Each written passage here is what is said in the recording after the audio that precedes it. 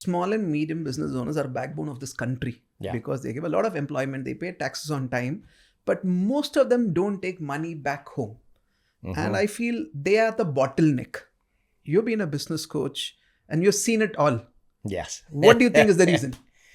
Look, you don't start a business to build a business in most cases. Most people start a business to give themselves a job. Like they couldn't get a job or they got fired from a job, or they start a business to build their own freedom.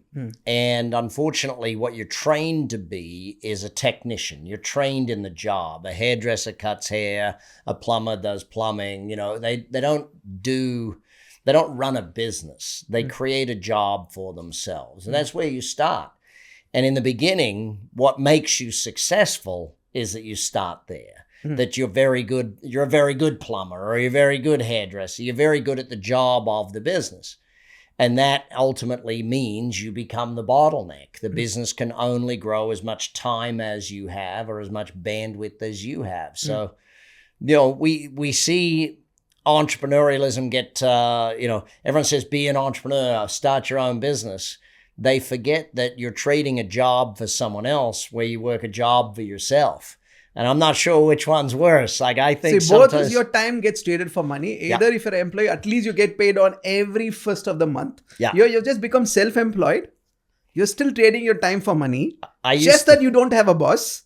And you're not guaranteed that revenue on the first. It's called every customer. It's called, I remember as a young man thinking my job was to be the hardest worker in my business. I didn't realize that my job was actually to build a business that could work without me.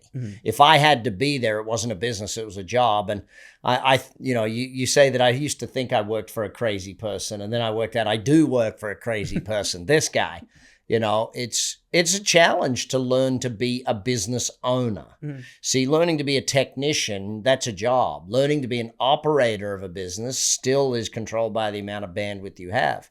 Learning to be the owner of a business, and wealth follows ownership. It always has. So originally ownership was about land, and then it was about, buildings and construction and manufacturing, and then it was about technology. The type of ownership changes, but ownership is what creates wealth ultimately. And I think that's where a lot of small business owners forget that they're trying to create ownership rather than just income. So can you just give a distinction on a business operator, a leader, a owner, and an investor and entrepreneur who really starts making money, wealth? Can you give us a distinction? Yeah, so unfortunately, our entrepreneurial education starts in school. In school, we're taught how to get a job.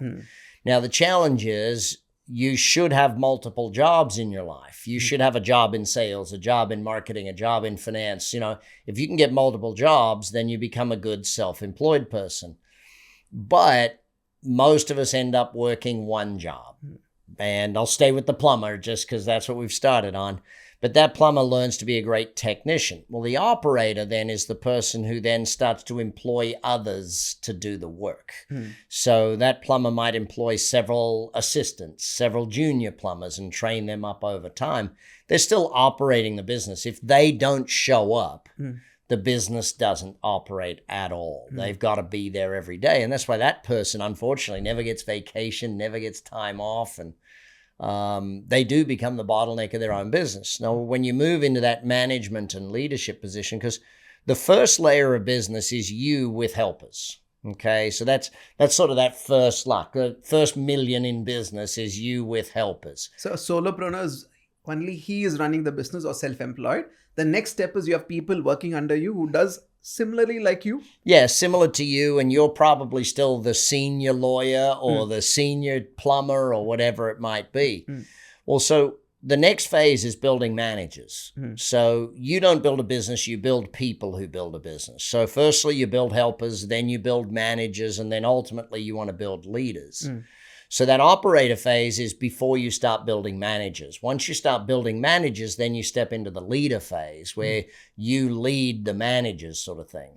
Now, that then moves into the CEO level at the next level because you're not a CEO of a company if you got 5 employees. Let's be blunt about that. Okay, let's be brutally honest about that. If you don't have a C-level executive team, you're not the CEO if there's no other chiefs in the organization, sort of thing. So 1 million you and helpers, 10 million USD, that's where you have you and managers. You want to go past 10 million, you got to have you and leaders. Managers get the job done when you're not there. Leaders build the business when you're not there.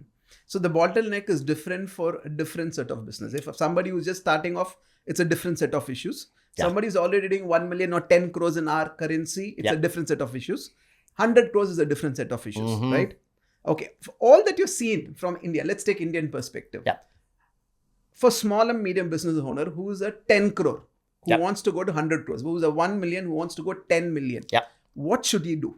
If he has to do a diagnostics tool, saying like, I look in the business, what should he look at? There's 3 real things you've got to do. Number 1 is you got to make the decision to do that.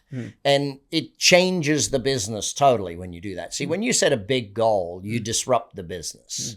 You change the business. I say it clearly that if you set a goal that doesn't make you change, it's not a real goal. If you set a goal where you know how to do it, it's not a real goal. It's just a to-do list item. It's put it on the plan and get it done because you already know how to do it. A real goal challenges you. So the first thing is actually understand that you're going to be out of your comfort zone for a period of time. There's a lot of learning to be done and that sort of thing.